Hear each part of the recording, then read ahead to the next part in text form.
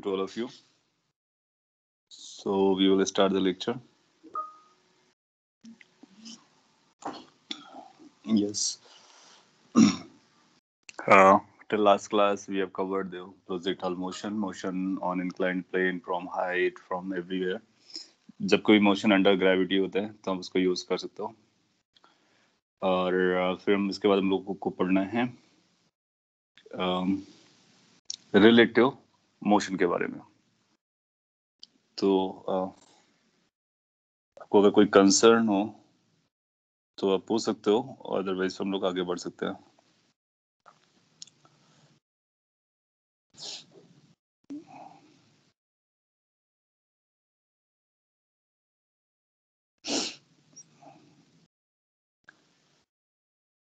एक मिनट आपको टाइम देना पड़ेगा।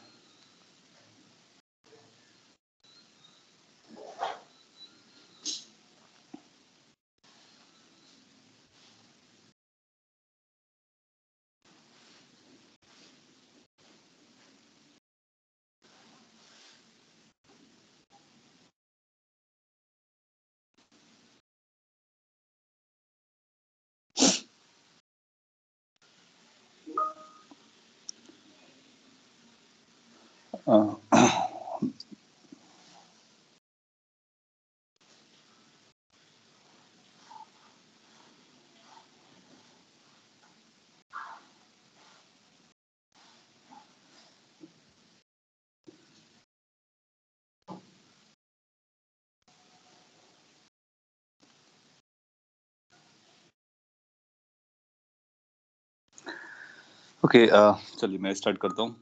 नो डाउट है, हाँ मैं थोड़ा सा कुछ काम में था। चलिए मैं भी स्टार्ट करता। रिलेटिव मोशन मैंने सिखाया था, अभी और भी हम लोग सीखेंगे, क्योंकि सारे मोशन जो होते हैं ना वो सब रिलेटिव ही होते हैं। उन रिलेटिव मोशन में से कुछ चीजें हमारे लिए बहुत आसान होती हैं ऑब्जर्व करना, कुछ थोड़ी सी चैलेंजिंग होती है, तो उस पर जाएंगे। अभी मेरे को एक पॉइंट ख्याल में आया, तो उस पॉइंट के बारे में थोड़ा सा मैं आपको फॉर्मूला वगैरह बता देता हूँ, फिर रिलेटिव मोशन हेडिंग डालेंगे। हालांकि उस पॉइंट को हम लोग आगे भी पढ़ेंगे और कई जगह फ्यूचर में भी यूज आएगा, और अभी आपको हो सकता है बुक्स में या कहीं भी क्वेश्चन मिलेगा तो फिर आपको इशू बन सकता है। Something called radius of curvature. Radius of curvature,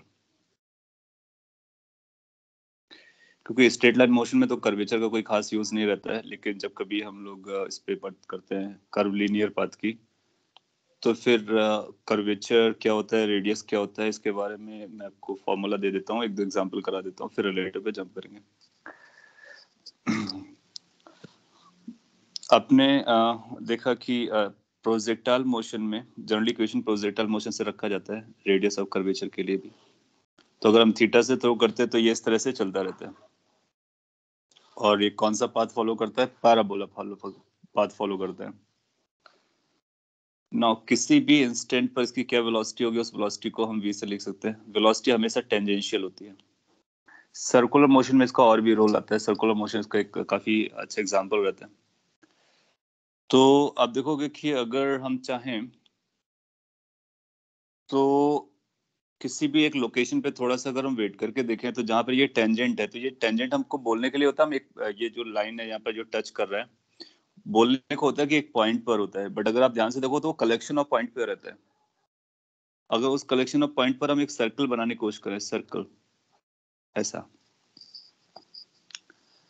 तो अगर एक सर्कल हम ड्रॉ करते हैं किसी भी पॉइंट पर जो हमारे या किसी भी कर्व पर जो उस कर्व के टेंजेंट बन जाए, दोनों टेंजेंट दोनों के लिए बराबर हो जाए, तो इस सर्कल की अपने कोई ना कोई रेडियस रहती होगी। ये जो रेडियस है ना, इसी को हम रेडियस ऑफ कर्वेचर कहते हैं। ये पूरा का पूरा एक कर्व है, पूरे को हम बोलते हैं दिस इज अ कर्व, और इस कर्व का झुकाव, बेंडिंग अलग अलग पॉइंट पर अलग अलग रहता है। किस पॉइंट पर ये कितना बेंड है, कितना ज्यादा बेंड है, कितना स्ट्रेट वे पे जा रहा है, उसको मेजर करने के लिए हम एक radius of curvature term define करते हैं। तो किसी भी पॉइंट पर जो रेडियस ऑफ कर्वेचर आता है किसी कर्व में, उस पॉइंट पर या उस लोकेशन पर हम एक टेंजेंट करता हुआ सर्कल को ड्रॉ करते हैं, और उस सर्कल की जो रेडियस आती है उसी रेडियस को हम रेडियस ऑफ कर्वेचर कहते हैं। इस रेडियस ऑफ कर्वेचर को अलग अलग लेटर से डिनोट किया जाता है और यहाँ पर हम इसको रो से इस तरह के सिंबल से डिनोट कर रहे हैं। आर रेंज वगैरह के लिए रहता है तो रो को रेडियस ऑफ कर्वेचर बोल रहे हैं। मैं इसको और एक बार समझा देता हूँ क्या होता है और फिर आपको इस तरह के क्वेश्चंस करने में आसानी रहेगी। यस, आपने रीशेयर करने के लिए बोला है, मैं भी रीशेयर कर लेता हूँ अगर यहाँ से कोई इशू क्रिएट हुआ है।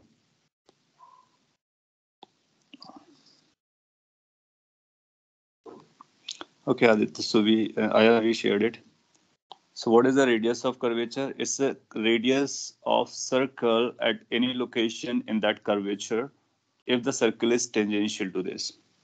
अच्छा, सर्कल क्या होता है उसके बारे में तो आप जानते हो। सर्कल के हर एक पॉइंट की रेडियस क्या होती है? बराबर होती है, या फिर डिस्टेंस उसके कर्वेचर से अगर आप मेजर करोगे, आप ये डिस्टेंस मेजर करो या फिर ये डिस्टेंस मेजर करो, ये डिस्टेंस मेजर करो, सब अलग अलग होती है, सॉरी सब बराबर होती है, पार्डन। इसी को हम रेडियस कहते हैं। लेकिन जब हमारा कोई कर्व बना होता है तो उसमें अगर उसमें हम सर्कल्स ड्रॉ करेंगे तो उनकी रेडियस अलग अलग आएंगे। सर्कल्स कैसे ड्रॉ किया जा रहा है? टच करता हुआ, टेंजेंशियल। तो कलेक्शन ऑफ पॉइंट्स होगा, उन कलेक्शन ऑफ पॉइंट्स होंगे वो दोनों में कॉमन होंगे, सर्कल पे भी एज वेल एज कर्व पे भी। स्क्रीन फ्रीज हो गया है। Yes sir. ओके,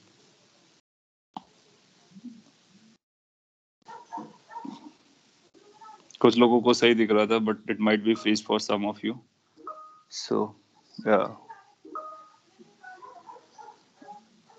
अभी पहले हम लोग कंफर्म कर लेते हैं फिर आगे बढ़ते हैं। Can you see the white board now?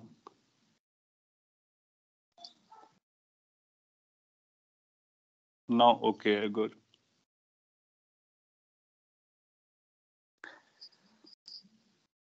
चलेगा, थैंक यू। एंड होपफुली कि नाउ ये सस्टेन करेगा।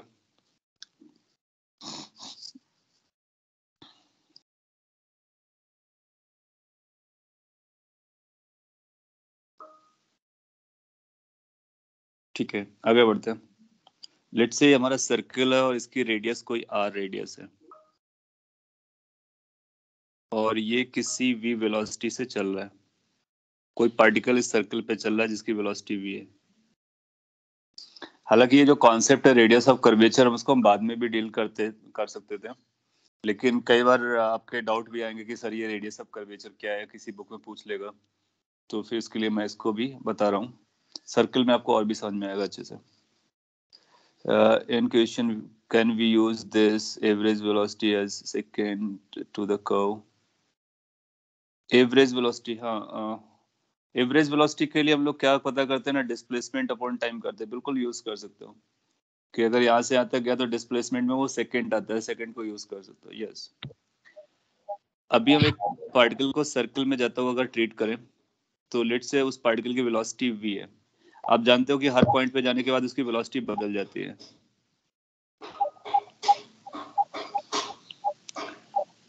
और आपको ये भी आगे पता चलेगा, फिर आपको ये भी पता चलेगा सर्कल पे चलने के लिए एक एक्सीलरेशन की जरूरत होती है जो कि सेंटर की तरफ एक्ट करता है। ये सर्कल के कॉन्सेप्ट को भी यूज करते हैं। तो लेट्स से कि जो एक्सेलरेशन टूवर्ड द सेंटर है उसको हम लोग जनरली एसी नाम से बुलाते हैं। ये नाम मैं अभी दे दे रहा हूँ। और इसको सेंट्रीपिटल एक्सेलरेशन कहते हैं। लेकिन हमारे लिए जो एक्सेलरेशन है ये वो वेलोसिटी के परपेंडिकुलर है। तो अगर ये वेलोसिटी है, ये 90 डिग्री पर है, तो इसको बोलेंगे acceleration which is perpendicular to velocity. और अगर आपको पता हो, नहीं पता हो, तो आप इसको याद रख लो कि सेंट्रीपिटल एक्सेलरेशन, जिसको हम नॉर्मल एक्सेलरेशन भी कहते हैं, इसकी वैल्यू आती है v²/r। ये कहाँ से आ रहा है? ये सर्कुलर मोशन का कंटेंट है। सर्कुलर मोशन में आप ये सीखोगे। इसको हमको यहाँ पे बारो करना पड़ रहा है, तभी हम रेडियस ऑफ कर्वेचर को बता पाएंगे। किसी भी सर्कुलर मोशन में स्पीड अगर अपने को पता हो, सेंट्रीपिटल एक्सेलरेशन पता हो, तो उनका रिलेशन ये जाता है। AC को बोलते हैं सेंट्रीपिटल एक्सेलरेशन।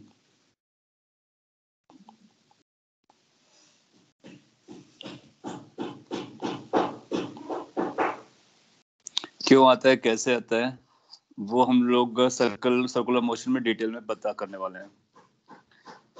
अभी आपको ये मान लेना कि ऐसा होता है, और ऐसा होता है, ये हकीकत है। उसके डिटेल में जाने के लिए हमको बहुत सारी मैथ्स, बहुत सारा टाइम लगेगा। सो for a particle to move in a circle, there is an acceleration acting toward the center known as centripetal acceleration. Its value is v square by r, where r is the radius. Now, इसके बाद में इसी concept को अगर हम यहाँ पे use करें तो किसी मोमेंट के लिए अगर कोई सर्कल बनेगा तो वो जो रेडियस बनेगी, तो क्या हम रेडियस को यहाँ से निकाल सकते हैं? Radius is going to be v square by a c, या ए परपेंडिकुलर। अगर आप चाहो तो इसको इग्नोर कर सकते हो, जो मैं यहाँ पे लिख रहा हूँ उसको याद रख सकते हो। I just try to explain you कहाँ से आता है, और फिर ये कैसे आएगा तो सर्कुलर मोशन चैप्टर पढ़ेंगे तब आएगा। अभी आपका कोई क्वेश्चन आपको ऐसा नहीं मिलेगा जिसमें सर्कुलर मोशन चल रहा हो। तो यहाँ से रेडियस अगर निकालोगे तो v square by a perpendicular बनता है, तो हम इसको यूज करते हैं v square by a perpendicular. ये हमारे पास एक फॉर्मूला है जिससे हम रेडियस ऑफ कर्वेचर निकाल सकते हैं किसी भी कर्व का किसी भी लोकेशन पे। हाउ टू यूज दिस वो मैं आपको एक दो एग्जांपल से बताने वाला हूँ। तो पहले ये समझते हैं कि क्या है रो, या फिर आर, कई बार इसको आर भी लिख सकते हो। ये हमारे लिए रेडियस ऑफ कर्वेचर है, सो this is called radius of curvature. इसको हम रेडियस नहीं बोलते हैं, क्योंकि रेडियस तभी बोलेंगे जब हर जगह उसकी बराबर वैल्यू हो। यहाँ पे बदलती रहती है, इसलिए इसका नाम होता है रेडियस ऑफ कर्वेचर। अच्छा, v क्या होती है? v स्पीड होती है। किस पॉइंट पर? उस पॉइंट पर जहां पर हमको रेडियस ऑफ कर्वेचर निकालना होगा। वो आपको बोलेगा कि ये मैक्सिमम पॉइंट हाइट पॉइंट पे बताइए, या किसी ए पॉइंट पे बताइए, या किसी पी पॉइंट पर बताइए। तो जिस पॉइंट पर आपसे रेडियस ऑफ कर्वेचर पूछा जाएगा उसी पॉइंट की स्पीड आपको लगेगी। फिर क्या लगेगा उसके अलावा? उसके अलावा आपको एक्सेलरेशन का वो कंपोनेंट लगेगा जो वेलोसिटी के परपेंडिकुलर हो। So this is going to be component of acceleration, that is perpendicular to velocity.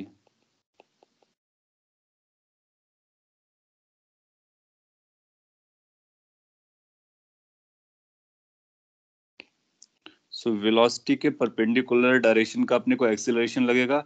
तो वेलोसिटी या स्पीड निकालेंगे, इंस्टेंटेनियस में दोनों के मैग्नीट्यूड्स बराबर होते हैं, और फिर उसका स्क्वायर करके ए परपेंडिकुलर से डिवाइड कर देंगे तो अपने को रेडियस ऑफ कर्वेचर मिलेगा। कहाँ से आ रहा है? इसके पीछे का जो लॉजिक है वो सर्कुलर मोशन से आ रहा है।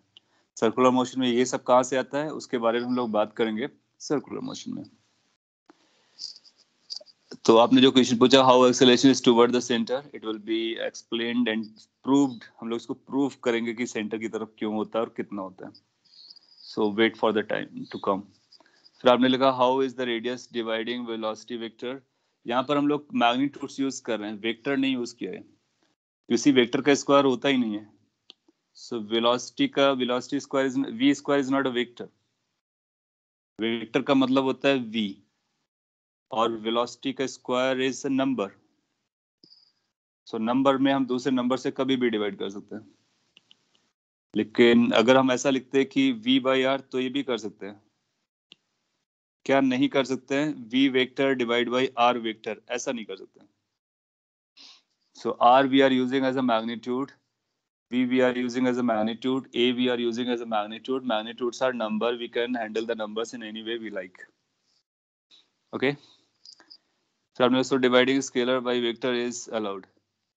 डिवाइडिंग, हाँ बिल्कुल, स्केल नहीं, अपने कल dividing scalar by vector, no no, scalar को हम वेक्टर से डिवाइड नहीं कर सकते हैं। वेक्टर को वेक्टर से डिवाइड नहीं कर सकते हैं। वेक्टर से डिवाइड करना अलाउड होता ही नहीं है, लेकिन वेक्टर के मैग्नीट्यूड से डिवाइड करना अलाउड होता है।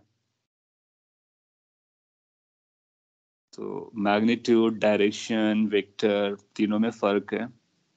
हम मैग्नीट्यूड से कब डिवाइड भी कर सकते हैं, मल्टीप्लाई भी कर सकते हैं, कुछ भी कर सकते हैं, लेकिन वेक्टर से नहीं। तो अगर मैंने ऐसा लिखा होता है v square by r vector, तो आपको क्वेश्चन उठाना चाहिए था। ओके, और आर लिखा है, इसका लो मैग्नीट्यूड। हम लोगों ने स्टार्टिंग में बोली थी कि अगर आर वेक्टर लिखते हैं तो ये वेक्टर होता है। आर लिखते हैं सिंपली तो मैग्नीट्यूड होता है। आर हो या ए हो या वी हो, तो मैग्नीट्यूड होता है। Keep those point in mind, otherwise आप ट्रबल में आ जाएंगे। एनीवे, इस पर फोकस कीजिए। रेडियस ऑफ कर्वेचर क्या होता है? रेडियस ऑफ कर्वेचर कुछ v square by a perpendicular से डिफाइन होता है। बस इतना भी आप याद रखोगे तो चलेगा। अलग अलग पॉइंट पर अगर हम सर्कल्स बनाएंगे तो उनकी रेडियस कितनी बनेगी उसके बेसिस पर ये अपने को बता रहा होता है क्या चल रहा है। अब हम एक दो एग्जांपल ट्रीट करते हैं और उसको समझाते हैं। कई बार ऐसा भी होगा कि आपको वो कर्व की इक्वेशन दे देगा, तो अगर हमको कर्व की इक्वेशन पता होगा तब भी हम रेडियस ऑफ कर्वेचर निकाल सकते हैं। तो एक मेथड हमारे पास ये है, मोस्टली अपने को ये यूज करना होगा। और दूसरा मेथड भी है, वो क्या है, इफ इक्वेशन ऑफ ट्रेजेक्टरी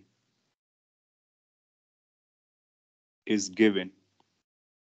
अगर अपने को इक्वेशन ऑफ ट्रेजेक्टरी देता है, न केवल प्रोजेक्टाइल में कोई भी मोशन क्यों ना हो, तो अगर अपने को इक्वेशन ऑफ ट्रेजेक्टरी पता है ना, तब भी हम उसको कैलकुलेट कर सकते हैं।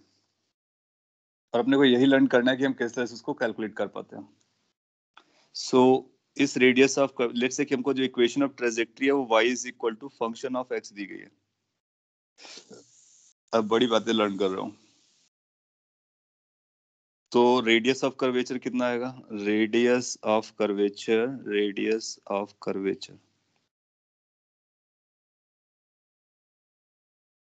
At any point, her point का अलग अलग हो सकता है। At a point is given by,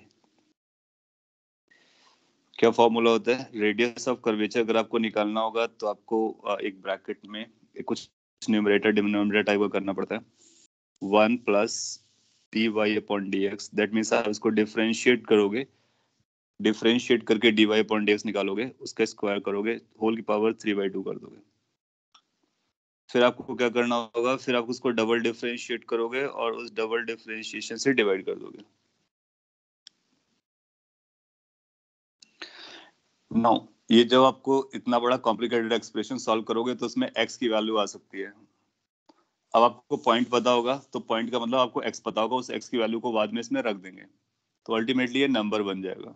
जब ये नंबर बनेगा तो ये नंबर पॉजिटिव और नेगेटिव भी आ सकता है। फिर हम लोग को ध्यान रखना होगा कि हम रेडियस ऑफ कर्वेचर यानी लेंथ की बात कर रहे हैं, तो हम नेगेटिव एक्सेप्ट नहीं करेंगे, तो हमको पॉजिटिव वैल्यू चाहिए। न्यूमरेटर हमेशा पॉजिटिव आएगा क्योंकि 1 प्लस समथिंग पॉजिटिव नंबर को 3/2 कर रहे हो, इसका मतलब डिनोमिनेटर भी हमारा पॉजिटिव होना चाहिए, तो हम यहाँ पे मॉड लगा देते हैं। सो ये जो फॉर्मूला है कहाँ से आया है, अगर आप इसके पीछे वरीड हो तो बहुत सारी मैथमेटिक्स करनी पड़ेगी, मैथमेटिक्स में आपको बताया जा सकता है। अपने पास डायरेक्ट पता है, अपने को डायरेक्ट याद रखना और यूज करना है कि हमारे पास एक फॉर्मूला है, जब कभी हमको जरूरत पड़ेगा हम इसको यूज कर लेंगे। So radius of curvature of any curve at any location we can find out by using this relation. So future में जब कभी क्वेश्चन रेडियस ऑफ कर्वेचर से पूछेगा तो अगर आप वेलोसिटी निकाल पाते हो, एक्सेलरेशन निकाल पाते हो, यहाँ से जाओ, रेडियस ऑफ उसकी ट्रेजेक्टरी इक्वेशन दी गई है तो आप यहाँ से जाओ, नो मैटर आप कहाँ से निकालते हो आपको सेम आंसर मिलेगा। कॉपी कर लीजिए। फिर मैं दोनों का एक एग्जांपल पिक कर लेता हूँ, एक इसका और पर्टिकुलरली प्रोजेक्टाइल मोशन से। तो मैंने इसको जिस कॉन्टेक्स्ट में बताया प्रोजेक्टाइल मोशन में क्वेश्चंस पूछता है, उस कॉन्टेक्स्ट में कर लेंगे और फिर एक एग्जांपल इसमें भी करा देंगे, तो आप किसी भी कॉन्टेक्स्ट में सॉल्व कर पाओगे। ओके, आपने कुछ लिखा था sir, what is component of a vector, scalar और वेक्टर। कंपोनेंट वेक्टर होता है और उस कंपोनेंट का मैग्नीट्यूड स्केलर नंबर होता है। सो कंपोनेंट वेक्टर का कंपोनेंट एक वेक्टर होता है, मतलब उसके साथ आपको डायरेक्शन लगाने का, और अगर उसकी केवल न्यूमेरिकल वैल्यू देख रहे हो तो फिर वो न्यूमेरिकल वैल्यू होती है, उसको स्केलर नहीं बोलते, उसको न्यूमेरिकल वैल्यू बोलते हैं, मैग्नीट्यूड बोलते हैं। सो वेक्टर का कोई भी एस्पेक्ट होता है ना, वो मैग्नीट्यूड होगा या फिर डायरेक्शन होगा या दोनों होगा। स्केलर वर्ड नहीं यूज करते, स्केलर उनको लिए उनके उनके रिस्पेक्ट में यूज करते हैं जिनके पास डायरेक्शन होती ही नहीं है।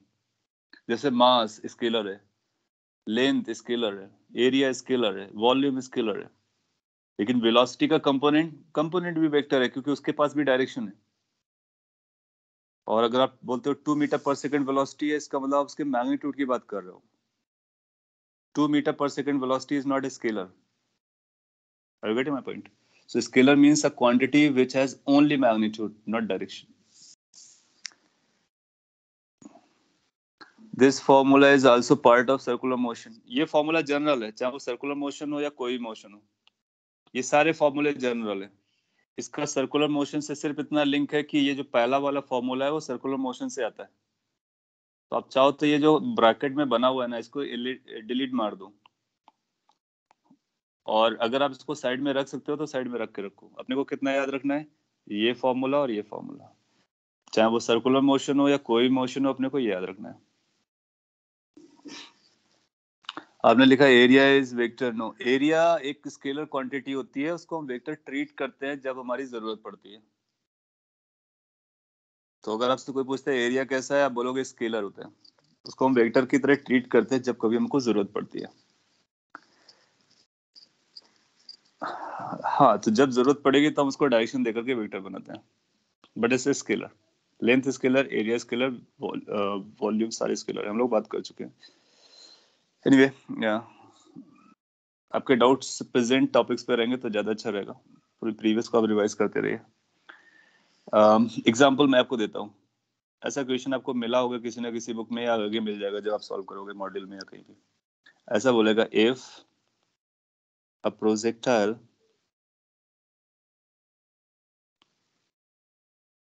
यू और थीटा आपको दिया गया is projected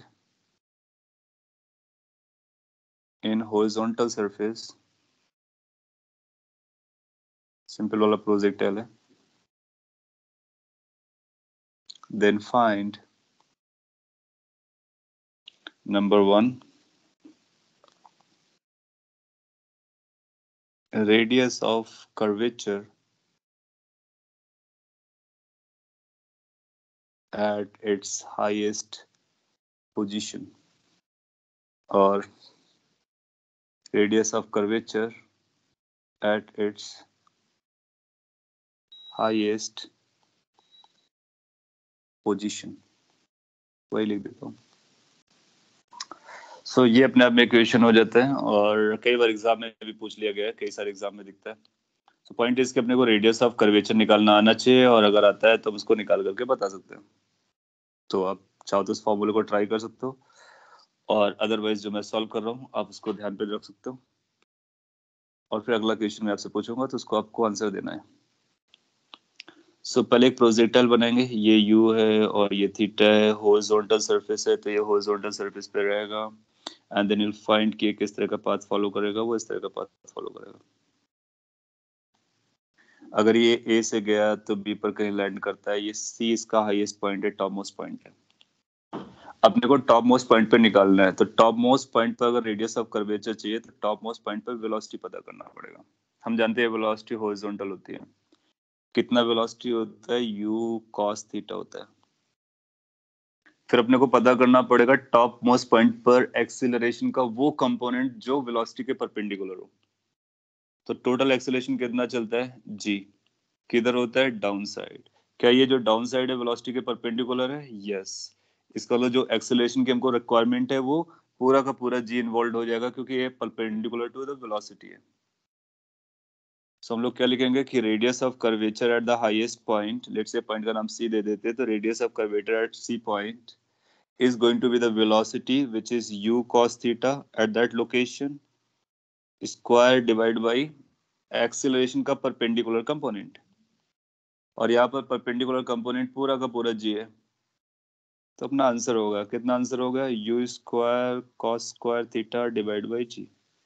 So that is going to be the radius of curvature. That means अगर आप यहाँ पे एक सर्कल बनाते हो टेंजेंट करता हुआ, तो उसकी रेडियस ये बनेगी,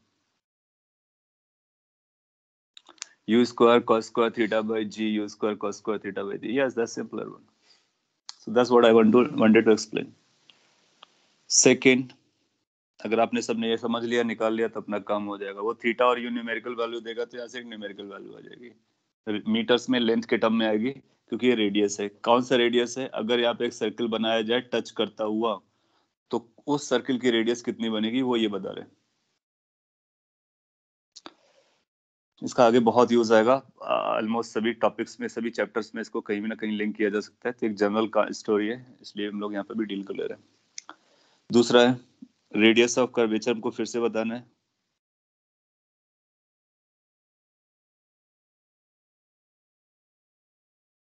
अब पॉइंट मैं बदल दे रहा हूँ, एट पॉइंट ऑफ प्रोजेक्शन, कि जहां पर आपने प्रोजेक्ट किया था इनिशियली वहां पर कितना रेडियस ऑफ कर्वेचर बनेगा। अगर आपने इसका आंसर सही दे दिया है, इसका मतलब आपने फॉर्मूला समझा ही है, साथ ही साथ आप उस फॉर्मूले का यूज करके भी उसको अप्लाई भी कर पा रहे हो।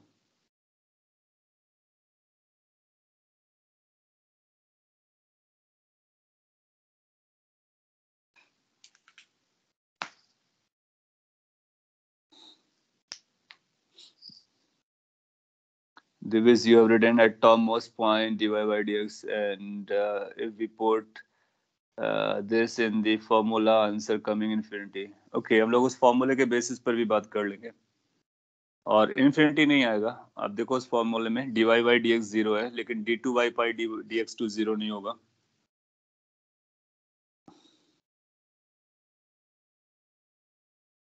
So, उस फॉर्मूले से भी हम लोग निकाल लेंगे, तो दोनों अपने वेरीफाइड हो जाएंगे। एक आंसर आया u square cos 2 theta, sorry cos theta, pardon, u square cos u square by g cos theta alpha, जो भी है। थीटा यहाँ हम लोग यूज कर रहे हैं तो आपको थीटा बोलने का।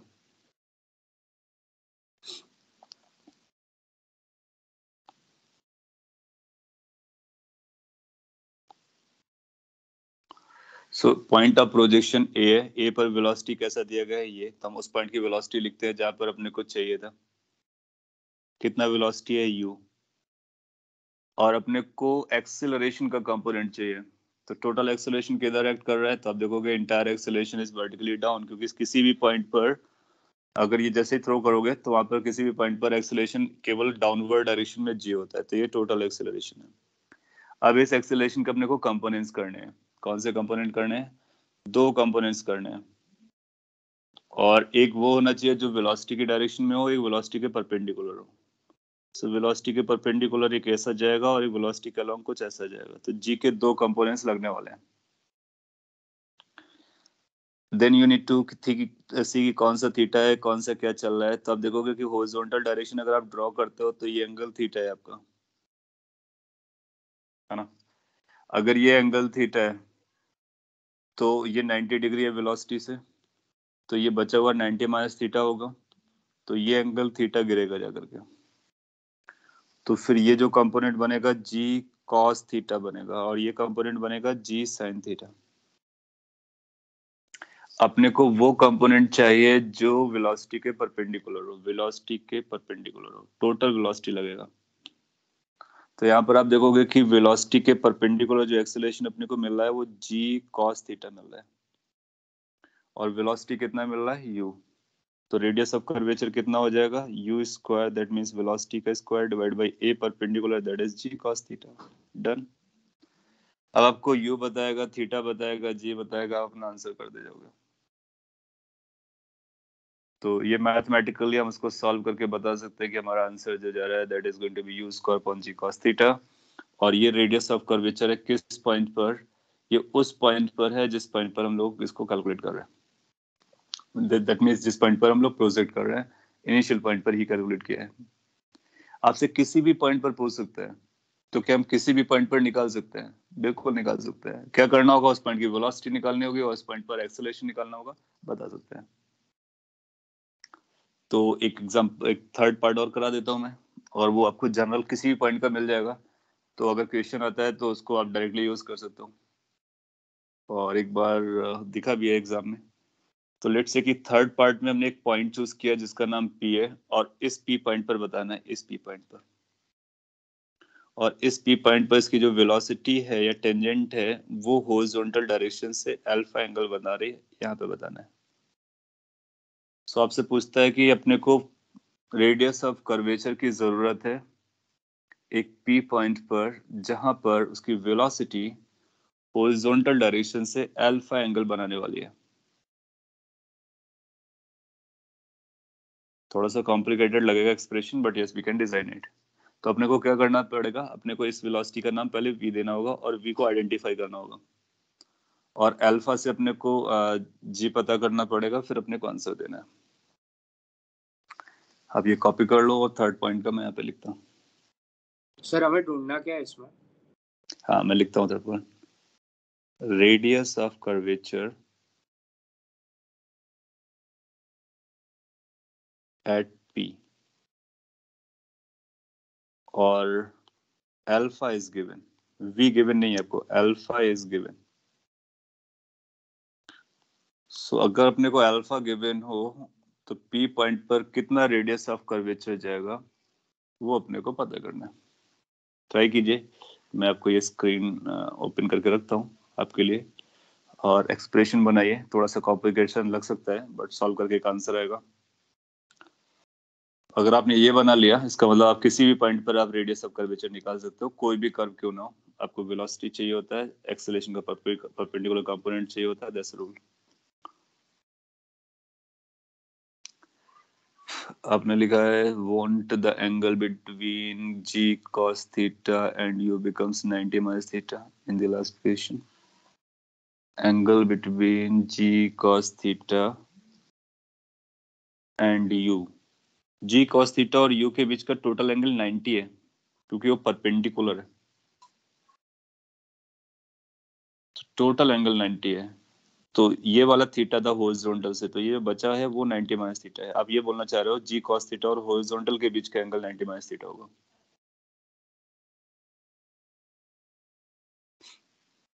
हाँ यस, एक्स एक्सिस से होगा, बिल्कुल होगा। आपने लिखा u square plus u sine 2 alpha by g cos alpha. Okay, एक आंसर आपका कुछ ऐसा है हुआ है।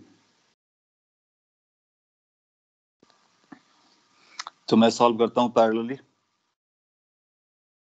और फिर आपको उसको चेक करना है, फिर देखना है कि क्या आपने जो सॉल्व करने की कोशिश की है उससे मैच कर रहा है या नहीं, और नहीं कर रहा है तो आपको करेक्ट करना है अपने आप को। सो फिगर को मैं रीड्रॉ कर रहा हूँ क्योंकि फिगर लगेगा समझाने के लिए। तो ये यू था और ये थीटा था और ये कुछ ऐसा जा रहा था। अगर आपको याद आए तो हम लोगों ने ये क्वेश्चन किया भी कि इस पॉइंट पे किसी भी पॉइंट पे वेलोसिटी निकालने वाला, we had the same question कि अगर आपको v निकालना है जिसमें वो अल्फा एंगल बनाता है, सो उसके लिए हम लोगों ने क्या बोला था कि इस v के दो कंपोनेंट कर लो और देखो कि जो हॉरिजॉन्टल कंपोनेंट है वो कितना जा रहा है, वर्टिकल कंपोनेंट है वो कितना जा रहा है, ये p पॉइंट है। तो ये हॉरिजॉन्टल कंपोनेंट आपको v cos अल्फा नजर आएगा।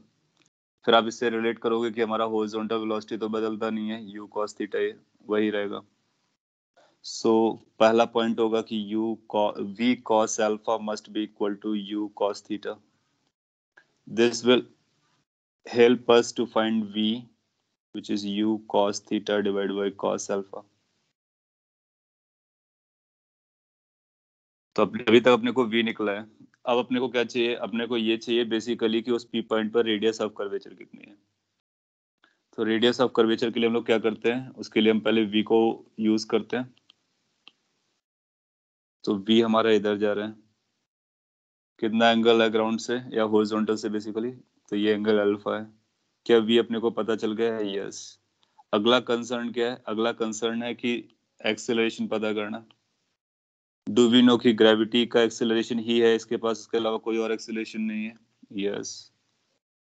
अब इस ग्रेविटी के एक्सेलरेशन का अपने को दो कंपोनेंट्स चाहिए लगेंगे। कौन से कंपोनेंट? एक वेलोसिटी के परपेंडिकुलर डायरेक्शन में लगेगा और एक इधर आएगा। जो लगेगा अपने को वो वेलोसिटी के परपेंडिकुलर वाला है। तो ये हमारा ए परपेंडिकुलर है, इसी की हमको जरूरत है क्योंकि ये वेलोसिटी के परपेंडिकुलर है। तो हॉरिजॉन्टल से अल्फा है तो ये अल्फा 90 माइनस अल्फा होगा, तो ये एंगल अल्फा बन जाएगा जैसे इससे पहले भी आपने किया था। स्टार्टिंग में एंगल थीटा था तो जी कॉस थीटा आया था, यहाँ पर अल्फा है तो जी कॉस अल्फा आ जाएगा। तो यहाँ से अपने को मिल जाएगा g cos alpha. Now you can see clearly from here that अपने को परपेंडिकुलर एक्सेलरेशन मिल गया एज वेल एज वेलोसिटी भी मिल गई। सो कैन वी से कि जो रेडियस ऑफ कर्वेचर आएगा पी पॉइंट पर उसकी वैल्यू आएगी v square divide by a perpendicular. How much v square becomes? It becomes u square cos square theta divided by cos square alpha. How much this a perpendicular is? It's g cos alpha. So can we say कि हमको final value पता चल गया? Is it coming like u square cos square theta divide bye g cos cube theta alpha rather. ऊपर theta है, नीचे alpha. अब वो आपको क्या कर सकता है, आपको अल्फा थीटा की वैल्यूज दे सकता है प्रॉपर्ली, न्यूमेरिकल वैल्यूज यू की वैल्यू दे सकता है और यहाँ से आप आंसर बता सकते हो। तो किसी भी अल्फा एंगल पर जहां पर वेलोसिटी अल्फा एंगल पर जाएगी, कितना रेडियस ऑफ कर्वेचर गिरेगा, u square cos square theta divide by g cos cube alpha.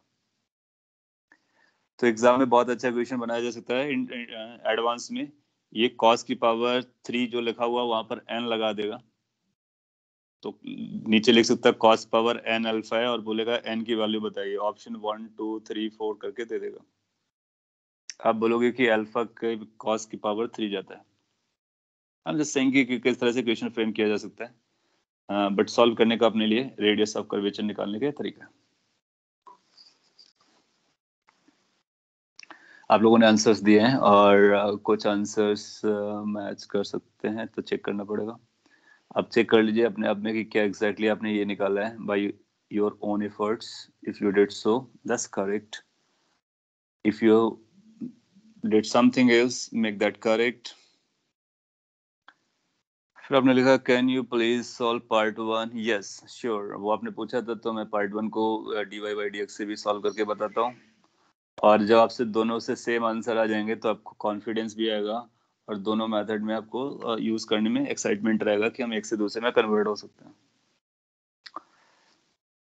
आपने लिखा why did we divide v by cos square alpha. हम लोगों ने v को नहीं डिवाइड किया, हमने v की वैल्यू को रखा है यहाँ पर, तो स्क्वायर किया तो फिर ये हो गया। v की वैल्यू के साथ ही cos अल्फा आ रहा है, तो अपने को v चाहिए होती है, that means the velocity at the instant we are looking for the curvature. Next you have written v is equal to cos v cos a I cap v sin a j cap, a मतलब alpha है, ठीक है। Can we take this and square it?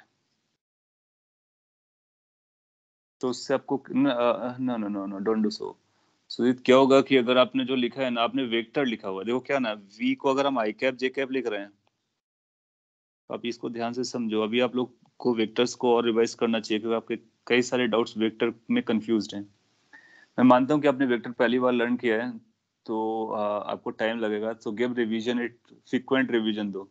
ये v है और हम जब v square कहते हैं ना, तो v स्क्वायर का मतलब v वेक्टर का स्क्वायर नहीं होता है।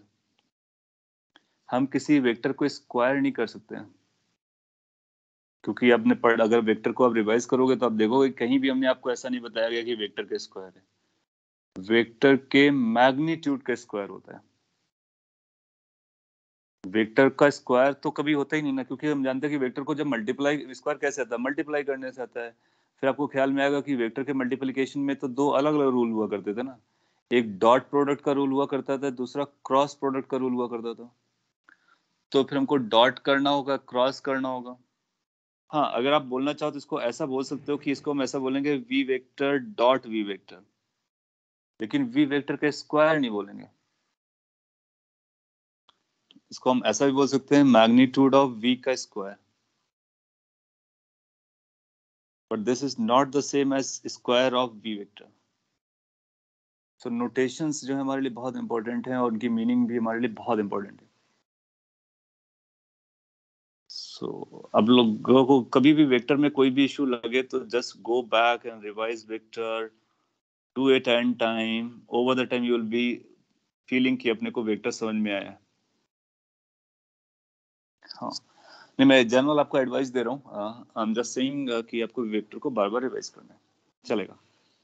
तो ये अपना हो गया। अच्छा, इसी को अगर दूसरा फॉर्मूला मैंने बताया, ये मैथमेटिकल फॉर्मूला है, ये मैथ्स में भी यूज होता है, कई बार रेडियस ऑफ कर्वेचर आपको निकालनी पड़ती है, तो उसके बेसिस पर हम सारे क्वेश्चन के आंसर दे सकते हैं। इसी में मैं आपको यूज करके दिखा देता हूँ कि जैसे ये टॉप मोस्ट पॉइंट का आपने आंसर निकाला है, तो टॉप मोस्ट पॉइंट पर हमारी वैल्यू कितनी आने वाली है, और क्या यही आएगी या नहीं आएगी। इस तरह से मेथड से सॉल्व करना हमारे लिए इजी गया था, और इक्वेशन से सॉल्व करेंगे तो कॉम्प्लिकेटेड हो सकता है, बट आंसर वही आएगा। How, let me explain. मैं यहाँ पर ब्रैकेट पे एक्सप्लेन कर दे रहा हूँ और बस मैं आइडिया दे रहा हूँ। अगर आपको आंसर चाहिए तो आपको एक बार उसको डिटेल में सॉल्व करके आंसर तक जाना होगा। और मेथड लगा रहा हूँ फर्स्ट पार्ट के लिए। क्या इस प्रोजेक्टाइल की इक्वेशन अपने को पता होती? Path trajectory equation, yes. क्या होती है? y is equal to x tan theta minus g x square divide by 2 times u square cos square theta. यहाँ पर थीटा कांस्टेंट है, यू कांस्टेंट है, एक्स वाई वेरिएबल है। अपने को फॉर्मूले में d y by d x लगने वाला है, तो हमको पता है d y by d x zero हो जाएगा किस पॉइंट पे? सी पे। लेट्स सी, ये हमको डायरेक्टली पता होता है तो डायरेक्टली हमने वहीं से यूज कर लिया, या फिर आप इसको डिफरेंशिएट करो। डिफरेंशिएट करने के बाद एक्स की वैल्यू जब आर बाई टू रखोगे तो वो अपने आप जीरो हो जाएगा। अच्छा, ये जो d y by d x है वो जीरो है, वो केवल सी पॉइंट के लिए जीरो है। इसका मतलब ये नहीं कि d y by d x हमारा सभी जगह जीरो है। तो हमको d y by d x लगेगा, तो हम एक बार d y by d x निकालते हैं यहाँ से। तो ये लगेगा अपने लिए, यहाँ पे बनेगा टेन थीटा और ये बनेगा minus two g x, two से टू कैंसिल हो जाएगा, तो ये बनेगा g x divide by u square cos square theta. तो किसी भी लोकेशन पर d y by d x हमारे ये जाने वाला है। फिर आपको डबल डिफरेंशिएशन लगने वाला है, तो इसको एक बार फिर से डिफरेंशिएट कर दो। जैसे आप डिफरेंशिएट करोगे टेन थीटा जीरो हो जाएगा, ये एक्स वन बनेगा, तो एक्स का जो कॉफिशिएंट है वही बचेगा, minus g divide by u square cos square theta. अब आप रेडियस ऑफ कर्वेचर के फॉर्मूले पे जाओ, तो इसमें लिखना होता है one plus d y by d x. D y by d x की वैल्यू हम ये रखेंगे, लेकिन हमको पता है कि जब हम एक्स की वैल्यू आर बाई टू रखेंगे तो फिर ये जीरो हो जाएगा, तो हम इसको जीरो बोल देंगे। तो जीरो का स्क्वायर की power three by two divide by mod of d y by d x. इसका मॉड लगाएंगे, क्यों? क्योंकि नेगेटिव है तो नेगेटिव को हटा देंगे। अगले लाइन में आपको आंसर भी दिख गया होगा। तो यहाँ से सिंपल है कैलकुलेशन। तो रेडियस ऑफ कर्वेचर कितना आ गया? U square cos square theta divide by जी।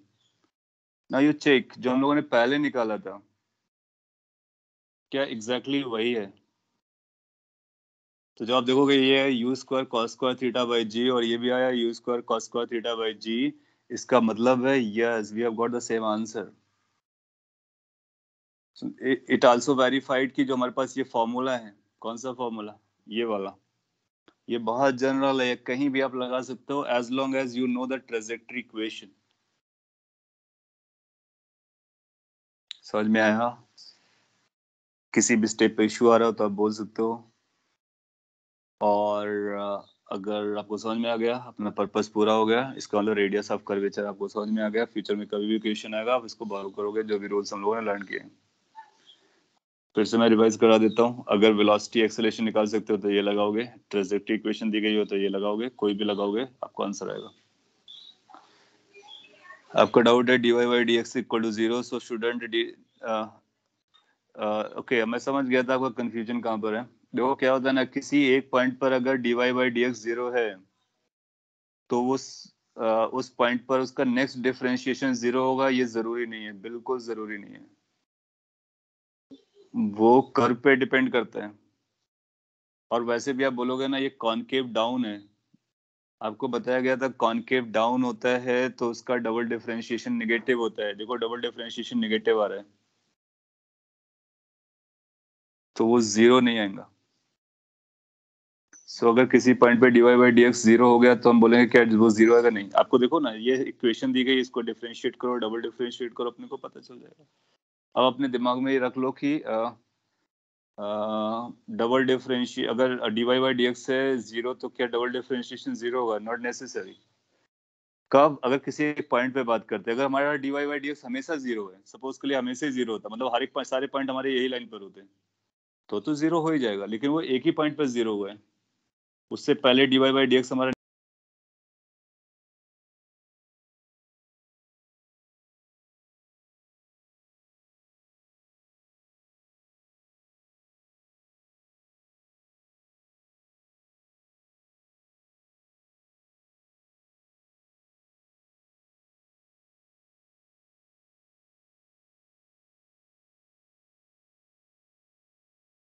लेकिन अभी देखो क्या होता है, हमने जब देखो आपको बताया, क्या बताया कि जब आपको इक्वेशन और ट्रेजेक्टरी पता हो तब आप उसको लगाएंगे। तो first find the equation of trajectory, then find dy by dx, then find double differentiation, then use this, you will get your answer. उसमें से कुछ 0 हो रहा है, यस, कुछ नहीं हो रहा है, यस। आपने बोला ट्रेजेक्ट्री का मतलब क्या होता है? ट्रेजेक्ट्री का मतलब होता है पाथ, पाथ की इक्वेशन। तो जिस तरह का पाथ फॉलो कर रहा है उस पाथ की इक्वेशन को हम लोग ट्रेजेक्ट्री कहते हैं। तो ट्रेजेक्ट्री मींस पाथ। अगर आपका पार्टिकल स्ट्रेट लाइन पे चल रहा है तो स्ट्रेट लाइन की इक्वेशन पाथ इक्वेशन हो जाएगी।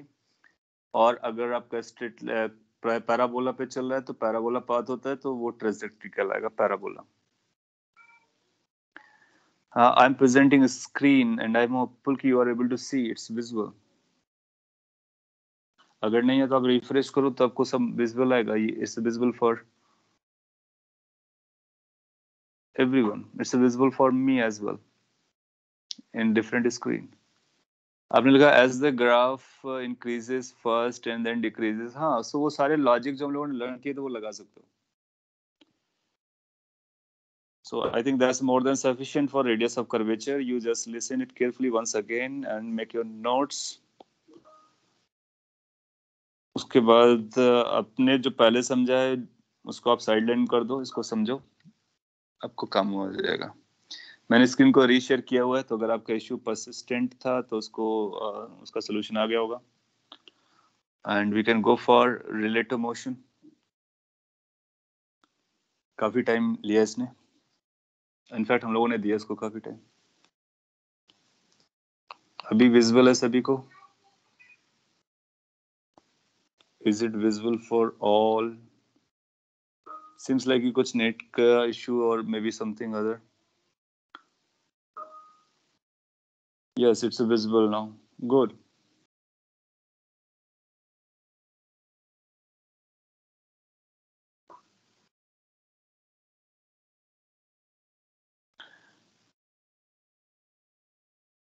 Okay, so हम लोग आगे बढ़े। Can we say relative motion in detail?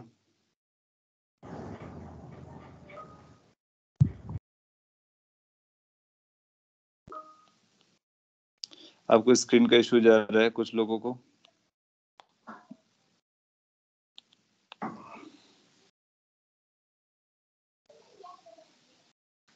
Okay, I'm again refreshing.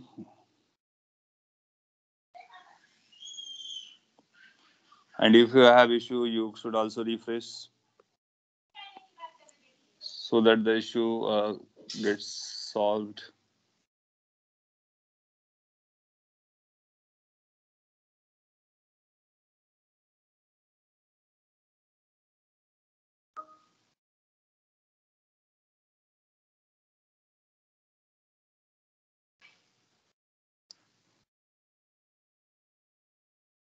अब व्हाइट बोर्ड आपको नजर आ रहा है?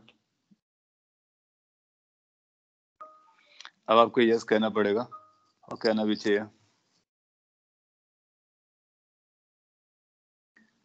Okay, so can we proceed for remaining half an hour for relative motion? It's an interesting topic. और ये आपने अभी तक जो लर्न किया उसको और स्ट्रेंथन करेगा। Yes, good, I got it. Okay, so we can proceed. So you need to listen carefully now onwards. हम लोगों ने जब स्टार्ट किया था ना काइनेमेटिक्स, तो हम लोगों ने ये बात कही थी। आपने देवांग ने कुछ लिखा हुआ है ऑन एन इंक्लाइंड प्लेन। मैं एक बार देख लेता हूँ आपका मैसेज क्या रीड करता है।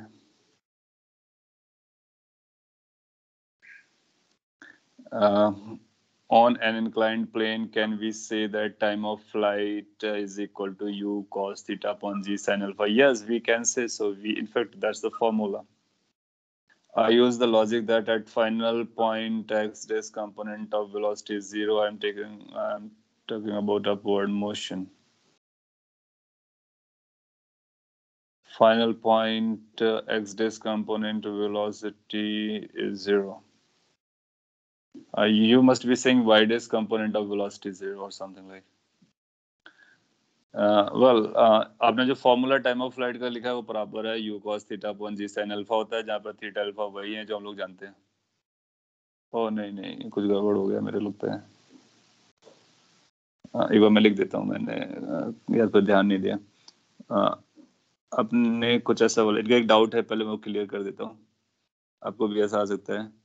ये थीटा होता है, सॉरी इसको हम लोग अल्फा बोलते हैं, और इसको थीटा पकड़ा गया था तो यू कॉस थीटा इधर आता है। नो, आपने गलत लिखा है,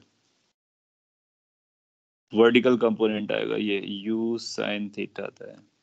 तो आपका टाइम ऑफ फ्लाइट कितना आता है? टाइम ऑफ फ्लाइट का फॉर्मूला है t is equal to 2 u sine theta upon g cos alpha. Pardon, वो मैंने कुछ और ही समझ लिया। तो आपने जो मेथड लॉजिक लगाया वो गलत है, उस लॉजिक को करेक्ट कर लो, और जिस लॉजिक से मैंने आपको प्रूफ करके बताया उसी हिसाब से चलो। वाई डैश की वैल्यू 0 करो और टी निकालो, टी ये निकल के आता है। एक्स डैश 0 नहीं होगा, एक्स डैश बढ़ता रहता है, बढ़ता रहता है, बढ़ता रहता है, मैक्सिमम होता है। अगर आपको एक्स डैश लगाने पे इंटरेस्ट है तो एक्स डैश को आर पकड़ो और फिर आर को यूज करो, but don't pick it as 0।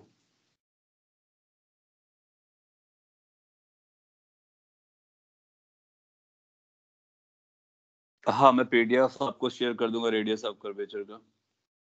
तो वो मैंने टाइम ऑफ फ्लाइट के बारे में आपको डाउट बताया, डाउट का सोल्यूशन बताया हुआ है। अगर आप अभी भी सेटिस्फाइड नहीं हो तो बाद में हमसे पूछ सकते हैं, और या फिर हमने जिस तरह से निकाला गया था उससे आप देख सकते हो। Let's come to this relative motion and it's waiting. Velocity at x component, velocity अपने एक्स डैश कंपोनेंट के, हाँ इसका जो एक्स डैश कंपोनेंट का वेलोसिटी हैगा, ओके अगर आप कुछ और बोलना चाह रहे हो, देखो ये जो एक्स डैश वाली वेलोसिटी आएगी ना, वो जीरो क्लेम नहीं कर सकता हम उसको। एक्स डैश कंपोनेंट की वेलोसिटी को जीरो क्लेम नहीं कर सकते, क्योंकि हमको पता ही नहीं ना कि कहाँ पर वो जीरो हो जा रहा है। ऐसा भी हो सकता है जब इसको हिट कर रहा होगा तो उसके पास एक y dash x dash velocity होगी और एक वाई डैश वेलोसिटी होगी, बिल्कुल हो सकती है, बिल्कुल होगी इनफैक्ट। तो वेलोसिटी के एक्स डैश कंपोनेंट को हम जीरो क्लेम करेंगे तो ये गलत क्लेम है, क्योंकि अपने को पता ही नहीं ना कि एक्स डैश की वेलोसिटी कब जीरो हो रही है। तो जो ऑब्वियस चीजें क्लेम करने के लिए उसको क्लेम पे फोकस करो ना। Y dash component obviously zero हो रहा है, so why not to go at this. हाँ, अगर आप डिफरेंट लॉजिक को सर्च करना चाह रहे हो तो फिर जो आपने लॉजिक कैच किया है ना वो सुटेबल नहीं है, फिर आपको कुछ और लॉजिक ढूंढना पड़ेगा। सो पहले अपने को समझना है बेसिक वाला, फिर उसके बाद ट्राई करेंगे। कभी कभी क्या होता है, कभी कभी हमको लॉजिक मिलता भी नहीं है। तो और मे बी लाइक इतना स्ट्रेट फॉरवर्ड ना हो, तो जो स्ट्रेट फॉरवर्ड चीजें होती है हम लोग उसको प्रायोरिटी देते हैं। सिंपल फंडा है, लाइफ को इजी बना के रखना है, that's all. Okay, so relative motion के बारे में हम लोग बात कर सकते हैं। यस, कर सकते हैं। अभी हम लोगों ने जब स्टार्टिंग में काइनेमेटिक्स पढ़ा था, बेसिक डेफिनेशंस पढ़ी थी, तो वहीं पर आपको बोलना स्टार्ट कर दिया था कि नो मोशन इज एब्सोल्यूट, सारे रिलेटिव होते हैं।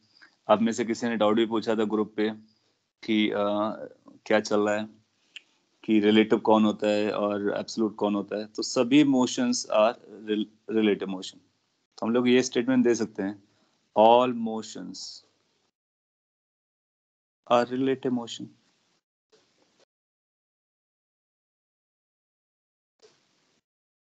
और हम लोग काफी समय से मोशन ही पढ़ रहे हैं, तो आपका फंडामेंटल क्वेश्चन आएगा, सर मोशन हम लोग पढ़ ही रहे हैं और सभी रिलेटिव मोशन थे, इसका मतलब हम लोग रिलेटिव मोशन ही तो पढ़ रहे थे।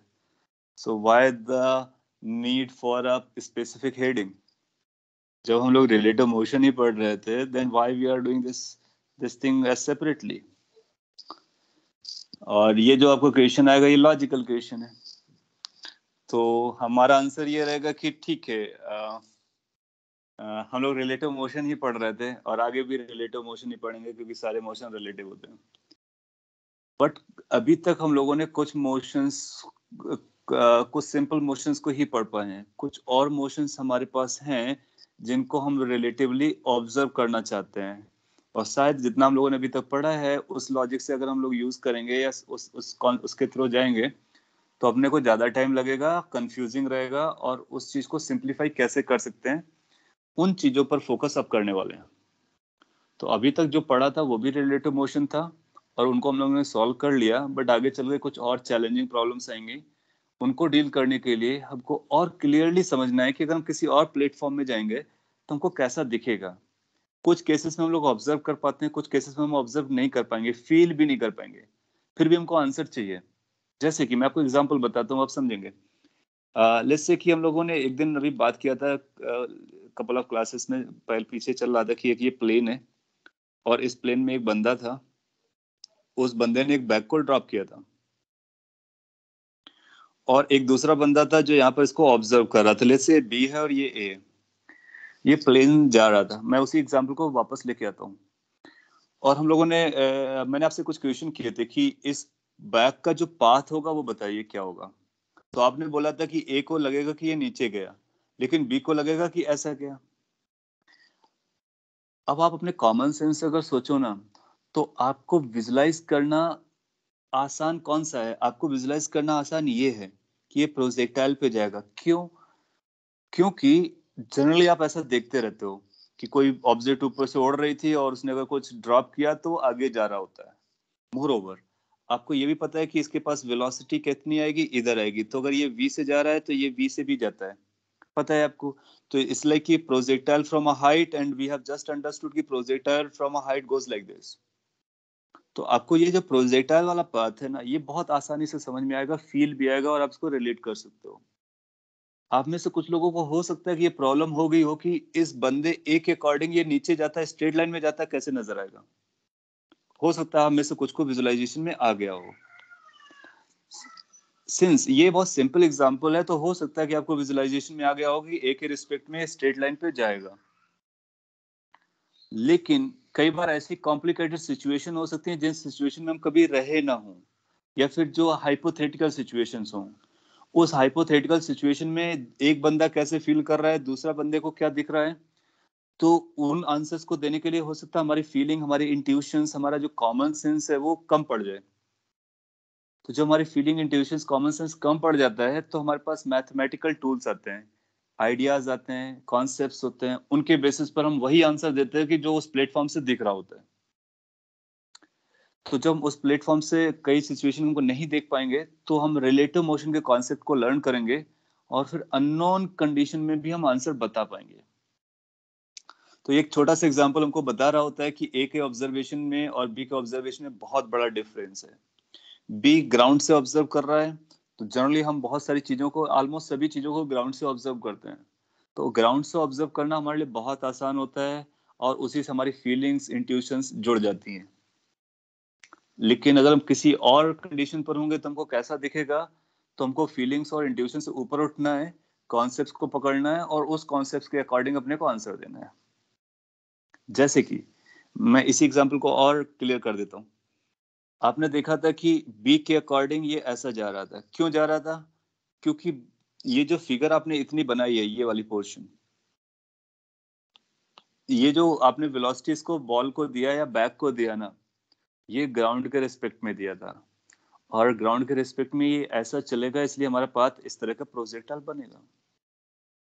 अगर इसी स्टोरी को हम विद रिस्पेक्ट टू ए देखना चाहें, with respect to A, that means अब हमारा ऑब्जर्वर ए है और हम ए से पूछना चाहते हैं, तो क्या ए को भी ये जो बैग के पास वेलोसिटी है वो v नजर आएगी? अगर ए को भी ये v वेलोसिटी नजर आती है तो फिर ये आगे जाता हुआ नजर आता। तो फिर ए को कौन सी वेलोसिटी नजर आएगी, उसको जानने के लिए हम लोग क्या करते हैं, हम लोग के पास एक फंडा बनेगा अभी कि ए के पास जो वेलोसिटी होगी, उस वेलोसिटी को इस वेलोसिटी में सबट्रैक्ट कर देंगे। तो ये जो वेलोसिटी है, सबट्रैक्शन में आप जानते हो वेक्टर को अपोजिट देना होता है, तो इसको अपोजिट में हम दे देते हैं। ये रूल को मैं भी और एक्सप्लेन करूंगा। तो रूल क्या बनेगा कि जो जिसके रिस्पेक्ट में हम लोग वॉच कर रहे हैं उसकी वेलोसिटी को पकड़ो, और जो भी ऑब्जेक्ट आपकी थी उसको वो वेलोसिटी अपोजिट डायरेक्शन में दे दो। अपोजिट डायरेक्शन में, इसी के अपोजिट डायरेक्शन में। दैट मीन्स इसको हम सबट्रैक्ट कराना चाहते हैं। जब आप सबट्रैक्ट करोगे तो इसके पास ए के रिस्पेक्ट में टोटल वेलोसिटी कितनी हो जाएगी? 0, रेस्ट पर आ जाएगा। तो ए के रिस्पेक्ट में जब ये रेस्ट पर होगा, फिर आपको लगेगा कि ग्रेविटी तो है ही इधर, तो ग्रेविटी इसको किधर ले जाएगा? नीचे ले जाएगा। तो ये जो स्टडी होगी कॉन्सेप्ट की, वो हमारी रिलेटिव स्टडी होगी, और हमको रिलेटिव स्टडी में पता चल जाएगा कि ए को कैसा दिख रहा है, स्ट्रेट लाइन पे जाता हुआ दिख रहा है, और बी को प्रोजेक्टाइल क्यों दिख रहा है ये भी पता चल गया। क्यों? क्योंकि ये जो वेलोसिटी बनाई थी हमने बी के रिस्पेक्ट में बनाई थी। ए के रिस्पेक्ट में जब पढ़ेंगे तो हम इस पे टोटल वेलोसिटी किसके रिस्पेक्ट में बनाएंगे? ए के रिस्पेक्ट में बनाएंगे, और वो 0 आ जाती है, तो ये स्ट्रेट लाइन पे चलेगा। अगर आपने ये ध्यान से सुना है तो पूरा रिलेटिव मोशन इसी पॉइंट से हैंडल किया जा सकता है। और हम नो मैटर कि किसके रिस्पेक्ट में कौन सी स्टोरी आपसे पूछते हैं, आप सारा कुछ बता दोगे। अब इसी पॉइंट को हम थोड़ा सा हाईलाइट करके कुछ कॉन्सेप्ट के पॉइंट में, कुछ इक्वेशन के पॉइंट में मैं आपको बताने वाला हूँ, और फिर आप उनको यूज करोगे और अपने आंसर्स आएंगे। तो एक काइंड ऑफ एग्जांपल था, आपको रिकॉल कराता रहेगा। फॉर्मली फॉर्मूला बनाते हैं, तो हम एक फॉर्मली फॉर्मूला बनाते हैं थोड़ा सा, और फिर इसके बाद जो रिजल्ट आएगा उसको इंटरप्रेट करेंगे, उसको यूज करेंगे।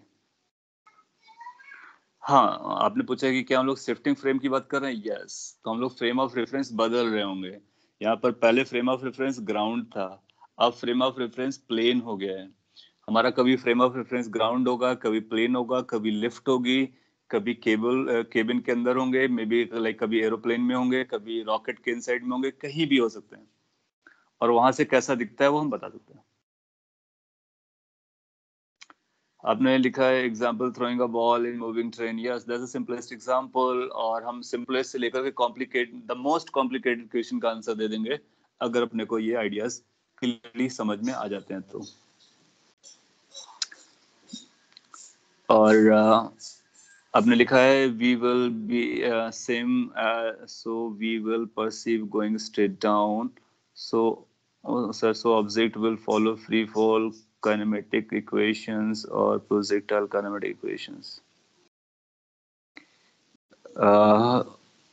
अभी हम लोग इसके और डीप पे जाएंगे, कौन सी इक्वेशन बनेगी। जैसे यहाँ पर आपने देखा ना, इसकी इनिशियल वेलोसिटी 0 हो गई, तो ये ग्रेविटी के थ्रू हो गया, तो इट्स लाइक फ्री फॉल। तो ये फ्री फॉल होते हुए नीचे स्ट्रेट लाइन में 1D मोशन पे चल रहा होगा।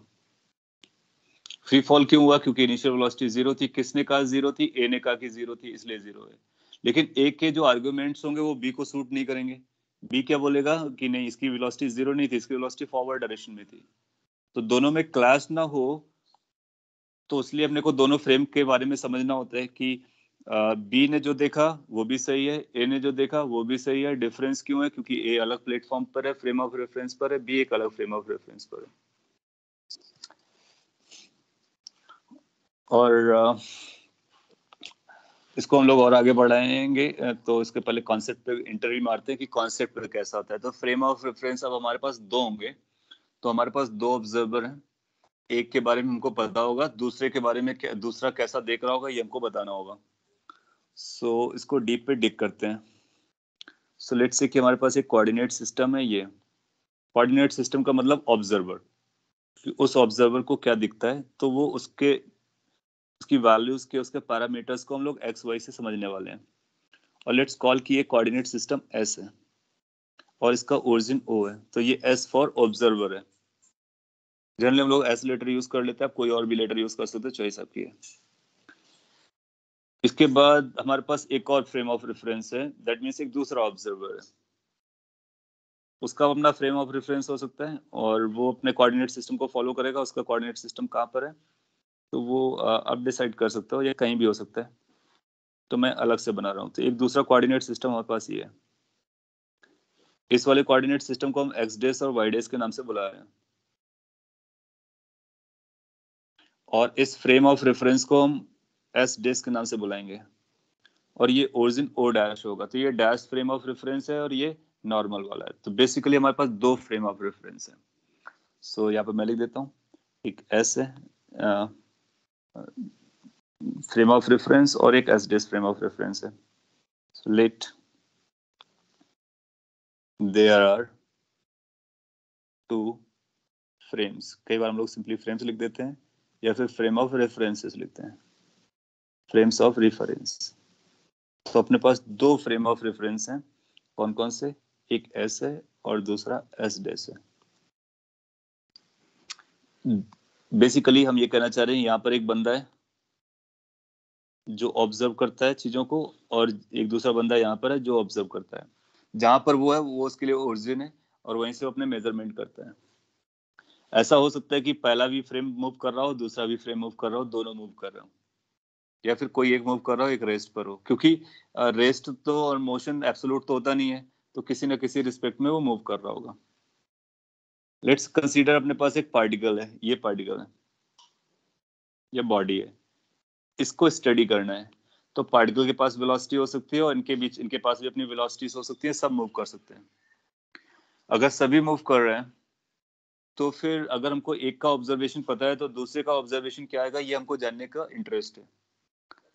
सो अगर हमको एक फ्रेम में पता है तो दूसरे फ्रेम में कैसा आंसर आता है वो जानना है, अपने को समझना है, तो समझते हैं। How we can understand that thing? Let's say कि जब आप इस एस ऑब्जर्वर से पूछोगे तो वो बोलेगा कि इस पार्टिकल का पोजीशन वेक्टर ये है। तो ये जो रेड कलर से मैंने अभी ड्रॉ किया है that is position vector. R मतलब पोजीशन वेक्टर, किसका? पी पॉइंट का। किसके रिस्पेक्ट में? एस के रिस्पेक्ट में।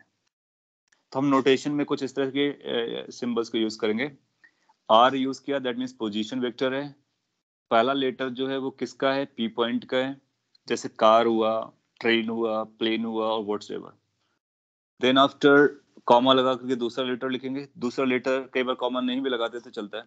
तो जो दूसरा लेटर होगा वो बता रहा होगा किसके रिस्पेक्ट में? एस फ्रेम के रिस्पेक्ट में। इन केस अगर आप दूसरे ऑब्जर्वर से पूछते हो कि आपको क्या दिख रहा है, तो बोलेगा कि हमारे हमारे हिसाब से पोजीशन वेक्टर उसका ये है।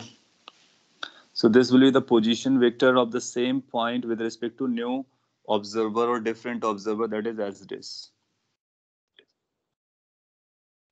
अच्छा, ऐसा भी हो सकता है कि ये दोनों फ्रेम चल रहे हो रिलेटिवली, तो हम लोग क्या करेंगे कि एक और वेक्टर को ड्रॉ करेंगे जो O से O डैश की तरफ हो जाएगा।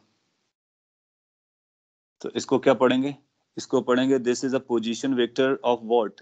S dash. किसने देखा? S ने। समझ में आया? यानी S डैश का जो पोजीशन है S के रिस्पेक्ट में वो ये नंबर है। तो ये जो टर्मिनोलॉजी है, सिंबल्स हैं, आपको इससे पहले यूज टू हो जाना है।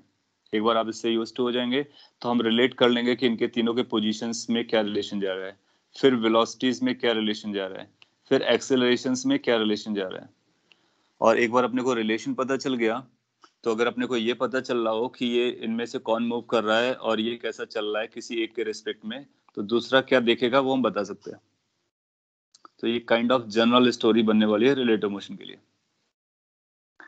सो ये जो सिंबल्स उनको एक बार मैं लिख देता हूँ ताकि आपको टाइम भी मिले समझने के लिए और आप डाइजेस्ट भी कर सको। So this are is position vector, position vector of P as seen by S और with respect to S. W R T का मतलब होता है विद रिस्पेक्ट टू, और एस मीन्स एस के रिस्पेक्ट में, और एस सीन भी बोल सकते हैं। नेक्स्ट अगर हमने जो यूज किया पी एस डैश, इसका मतलब ये भी पोजीशन वेक्टर है किसका? पी का, लेकिन किसके रिस्पेक्ट में? दूसरे फ्रेम ऑफ रेफरेंस में। तो एक पहले फ्रेम के रिस्पेक्ट में, दूसरे फ्रेम के रिस्पेक्ट में। एग्जाम्पल के तौर पर आपका फ्रेम एक ट्रेन हो सकती है, दूसरे का फ्रेम एक प्लेन हो सकता है। सपोज कर लीजिए आप ट्रेन से जा रहे हो, दूसरा बंदा प्लेन से जा रहा है।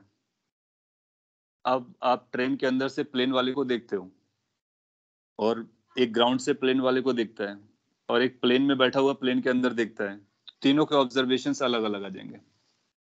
क्या रिलेशन होगा वो हम रिलेट कर सकते हैं अगर ये कॉन्सेप्ट अपने को समझ में आता है तो थोड़ा सा मैथमेटिकल है और इसको हम लोग अभी सॉल्व करेंगे।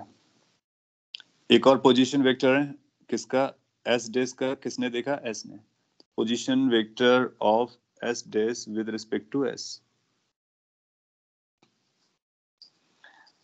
अब क्वेश्चन करते हुए हमारे ये पी का नाम हो सकता है कार बना दिया जाए, एस का नाम हो सकता है अर्थ बोल दिया जाए, एस डैश का नाम हो सकता है कि बोट बोल दिया जाए। तो कुछ भी इनके नाम आ सकते हैं, बट लॉजिक हमारा या सीक्वेंस हमारा या टर्मिनोलॉजी हमारी इस तरह से जाने वाली है। सिंस आप लोग पढ़ चुके हो तो ये जो ट्राइंगल आपको रेड कलर का दिख रहा है, एक नाइस ट्राइंगल है जिसमें वेक्टर्स हैं। और हम लोग पढ़ चुके हैं कि जब वेक्टर्स ट्राइंगल बना रहे होते हैं तो उनका रिजल्टेंट भी उसी में होता है और वेक्टर्स भी उसी में होते हैं। Triangular law of vector addition. Using triangular law of vector addition, तो मैं लिख देता हूं ताकि आपको रिकॉल करने में आसानी हो। Using triangular law of vector addition, कभी ना कभी हम लोगों ने इसको हेडिंग में रखा होगा।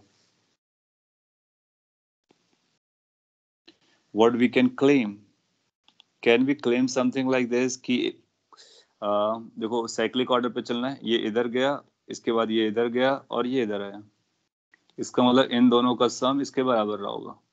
या फिर आप ऐसा बोल लो कि साइक्लिक ऑर्डर का सम 0 होता है तो this plus this minus this equal to 0। So in either way you must be able to say कि जो आर पी एस वेक्टर है इसकी value R P S dash plus R S dash comma S के बराबर होती है। So no matter इनके readings values क्या आ रही हैं, इन तीनों में एक रिलेशन जरूर होगा और वो रिलेशन ये बनेगा। ये रिलेटिव मोशन का फाउंडेशन है और रिलेटिव मोशन के जितने भी आइडियाज या कॉन्सेप्ट इक्वेशंस आएंगे सारे यहीं से सॉल्व किए जा सकते हैं और इससे ड्राइव किए गए इक्वेशन से सॉल्व किए जा सकते हैं। इसका मतलब पोजीशन ऑफ पी एस के फ्रेम में वही आएगा जो position vector of P S disc के फ्रेम में होगा, साथ ही साथ एस डिस्क का पोजीशन चाहिए अपने को एस के फ्रेम में। याद रखने के लिए क्या करना है, जिसका निकालना है एक फ्रेम आएगा, उसी का निकालेंगे किसी दूसरे फ्रेम से, फिर प्लस उस दूसरे फ्रेम का पहले वाले फ्रेम से निकालेंगे। तो ये सीक्वेंस चलता है। तो ये जो फ्रेम को आपको निकालना है, तो एक नया फ्रेम आएगा, फिर उस नया फ्रेम का उस फ्रेम से निकालेंगे जिस फ्रेम से निकालना है। तो दो फ्रेम्स हैं, इसलिए आपको ध्यान से समझना चाहिए। एक बार आपको ये बात समझ में आती है तो इसको हम डिफरेंशिएट कर देंगे दोनों तरफ। If we differentiated both side you will find कि ये वेलोसिटी बन जाएगा, तो वेलोसिटीज में रिलेशन आ जाएंगे। फर्दर डिफरेंशिएट करेंगे दोनों साइड तो एक्सेलरेशन में रिलेशन आ जाएंगे और पूरी स्टोरी कंप्लीट हो जाएगी। तो मैं एक स्टेप लिख देता हूँ, differentiating, that's going to be last point.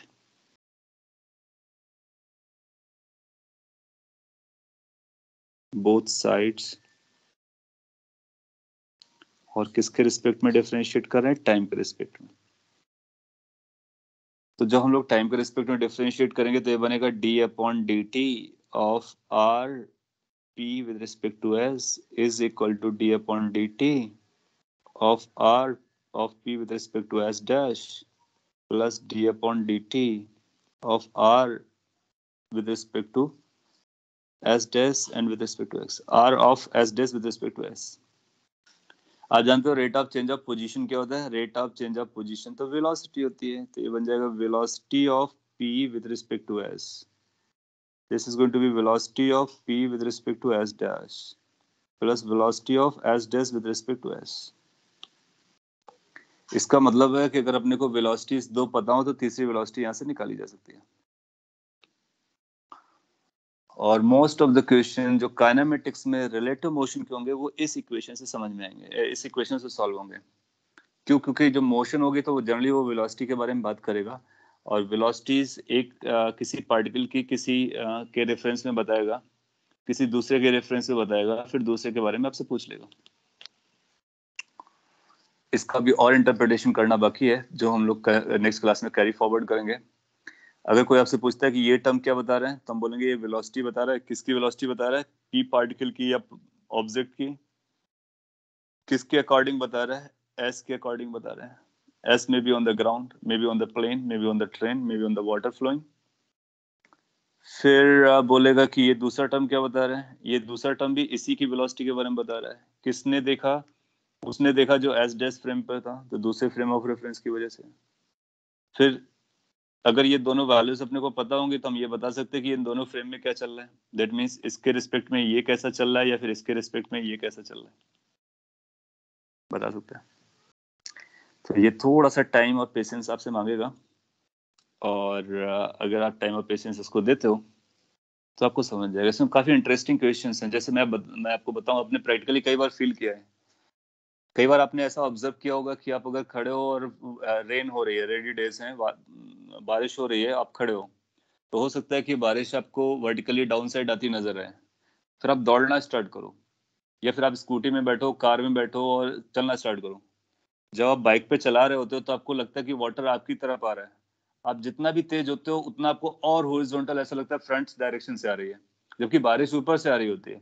लेकिन जब आप स्पीड अप करते हो बाइक में तो आपको आइज में ज्यादा रेनफॉल लग रही होती है and it appears as if it is coming from the almost horizontal direction और एट इंक्लाइंड एंगल।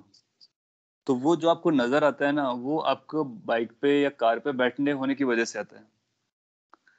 वो रिलेटिव मोशन से हम एक्सप्लेन कर सकते हैं कि कितने एंगल पर आ रहा है और किस डायरेक्शन में आ रहा है, हम बता सकते हैं। सिमिलरली रिवर बोट प्रॉब्लम्स आएंगी कि आपको रिवर को क्रॉस करना स्विम करके, बोट से जा रहे हो तो रिवर आपको कहाँ पर ड्रैग करके ले जाएगी, कितना ड्रिफ्ट कराएगी, कितने कम टाइम में आप रिवर क्रॉस कर लोगे, बहुत पॉपुलर फैसिनेटिंग क्वेश्चंस है। एंड सिमिलरली कि अगर दो एरोप्लेन है, एक एरोप्लेन जा रहा है, एक दूसरा एरोप्लेन जा रहा है, आप एक एरोप्लेन से दूसरे एरोप्लेन के अंदर देखते हो तो क्या दिखता है आपको, वो भी हम लोग उस तरह के क्वेश्चंस को डील करेंगे। और भी अच्छे क्वेश्चंस आएंगे, लाइक कि आपने एक प्रोजेक्टाइल नहीं, दो प्रोजेक्टाइल लिए, दोनों को एक साथ थ्रो किया, तो एक प्रोजेक्टाइल को दूसरा प्रोजेक्टाइल किस तरह से चलता हुआ नजर आएगा, क्या वो भी पैराबोला पे नजर आएगा, स्ट्रेट लाइन पे आएगा, सर्कल पे आएगा, क्या हो रहा होगा, क्या फिर वो दोनों हवा में कोलाइड करेंगे, नहीं करेंगे तो कितना मिनिमम डिस्टेंस रहेगा उनके बीच में, कितने टाइम के बाद वो डिस्टेंस मिनिमम होगा। They are all favourable questions for main और एडवांस लेवल। हाँ, वो आपका स्ट्रेट लाइन वाला आंसर बिल्कुल सही है। क्यों आता है स्ट्रेट लाइन और उसके रीजंस क्या हैं और कौन सी लाइन आएगी, वो सारी चीजें हम लोग बात करने वाले हैं। सारे क्वेश्चंस के आंसर यहाँ से दिए जा सकते हैं इस इक्वेशन को यूज करके। आपने बोला विल टाइम डायलेट, हाँ, जो टाइम डायलेशंस और वो सारी कहानियां, सारा कुछ फ्रेम ऑफ रेफरेंस की स्टोरी है। चाहे टाइम डायलेशन हो, चाहे लेंथ कॉन्ट्रैक्शन हो, या फिर मास का चेंज होना हो, सारा कुछ इसी से रिलेटेड है, फ्रेम ऑफ रेफरेंस है। हालांकि वो टाइम डायलेशन और लेंथ कॉन्ट्रैक्शन वगैरह आपके सिलेबस में नहीं है, वो आपको मॉडर्न फिजिक्स में हायर लेवल पे मिलेगा। और हम लोग चाहेंगे तो मॉडर्न फिजिक्स में उसका थोड़ा सा इंट्रोडक्शन लेंगे। That's very interesting and very new thing for you, because you can not visualise that. The simple reason is कि उस फ्रेम ऑफ रेफरेंस में आप अपने आप को फील ही नहीं कर सकते हो, कभी आपने ऑब्जर्व भी नहीं किया है। लेकिन हम आंसर जरूर दे देते हैं, क्योंकि हमको पता है कि मेथड कैसे चलते हैं। मेथड ऐसे चलते हैं। फिर हमने therefore hence proof rain follows law of projectile motion। ऐसा नहीं बोलेंगे प्रोजेक्टाइल मोशन का है, रिलेटिव मोशन से हम उसके आंसर देते हैं, ऐसा आप बोल सकते हो। then you have written this, so how will track of time be kept and maintained? That's very good and deep questions, basic questions, और we can have an extra lecture to discuss those stuff। वो आपके syllabus में नहीं है, but they are interesting and they are very important for modern physics। So we will talk someday in free mode and time about those things। आपने लिखा अगर हम RSS1 बताते, चलता है ना, आप नोटेशन बदल सकते हो, कई बुक कई तरह से लिख सकते हैं, बस अपने को क्या लिखना है, अपने को ये भी पता होना चाहिए किसका है, किसके रिस्पेक्ट में है। जैसा आपने बोला कि क्या हम इसको ऐसा लिख सकते हैं, एस एस डिस, बिल्कुल लिख सकते हो। हमारे लिए नोटेशन मैटर नहीं करेंगे, हमारे लिए मैटर क्या करेगा कि आपको ये पता होना चाहिए कौन सी क्वांटिटी, फिर किसकी क्वांटिटी, फिर किसने देखा। So that means not only the quantity but also the object and the observer, both are important। और जो आपको स्टार्टिंग में मैंने स्टेट ऑफ मोशन बताया था, तो ये बोला था कि ऑब्जर्वर उतना ही इंपॉर्टेंट होता है जितना ऑब्जेक्ट। अगर आपको ट्रेन की वेलोसिटी बतानी है ना, तो जितना ट्रेन आपके लिए इंपॉर्टेंट है ना, तो उतना बताने वाला इंपॉर्टेंट है कि आपने कहाँ से देखा है, क्या ट्रेन को आपने ग्राउंड से देखा, क्या ट्रेन को आपने दूसरी ट्रेन से देखा, क्या ट्रेन को आपने मून से देखा, या ट्रेन को आपने out of the planet, out of the solar system देखा। इट डिपेंड्स कि आपने कहाँ से देखा। सो वो जो सेकेंड लेटर आ रहा है, वो ये बता रहा है कि कौन देख रहा है और कहाँ से देख रहा है। That's called frame of reference. So basically हम लोग फ्रेम ऑफ रेफरेंस को और डीप में डिग कर रहे हैं और समझने की कोशिश कर रहे हैं। And it will take couple of lectures, और आपको वंस एंड फॉर ऑल हमेशा के लिए समझ में आ जाएगा, और बहुत सारी चीजों को समझने के लिए आपका ब्रेन रेडी भी हो जाएगा, कैपेबिलिटीज आ जाएंगी। हाँ, बहुत interesting. Apparently some scientist went insane. हाँ, बहुत सारे quantum physics, you will find this is going to be so thrilling. तो उसके लिए पहले अपने को ये न्यूटन वाली फिजिक्स समझनी है, क्लासिकल फिजिक्स समझनी है। इसके बाद आपको काफी इंटरेस्टिंग स्टोरीज मिलेंगे, ऐसे ऐसे आउटकम्स मिलेंगे कि जो आप विजुलाइज भी नहीं कर सकते हो, इमेजिन भी नहीं कर सकते हो, and that really exist in this universe. Okay, that's why the physics is so interesting. But उसके लिए अपने को पहले फंडामेंटल समझना बहुत जरूरी है, so that you can understand कि ये रिजल्ट्स क्या हैं। Okay, that's all for the day. Next class में टुमारो हम लोग अभी रिलेटिव मोशन को आगे बढ़ाएंगे, और आपके टेस्ट पेपर में रिलेटिव मोशन आएगा, so please give it attention. You will get some questions on relative motion, basic question.